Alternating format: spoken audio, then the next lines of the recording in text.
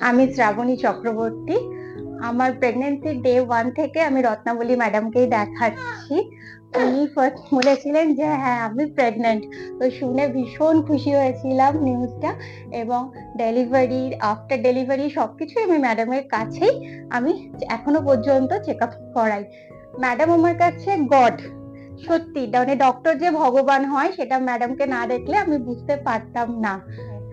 তো প্রথম দিন থেকে ম্যাথসে এসেছি, ম্যাডামের কাছে সবকিছু করেছি এবং ম্যাথস থেকেও আমি খুব হেল্প পেয়েছি। কারণ আমার এটা ফার্স্ট ইস্যু ছিল। আর যেহেতু কোনোদিন আগে কোনো রকম ডক্টরের কাছে যাইনি এই নিয়ে, তো খুব টেনশনে ছিলাম। বাট ম্যাথস থেকে প্রচুর হেল্প পেয়েছি, তো একদম টেনশন ফ্রি ওই পিরিয়ডটাই আমি সার্ভাইভ করেছি পুরোপুরি।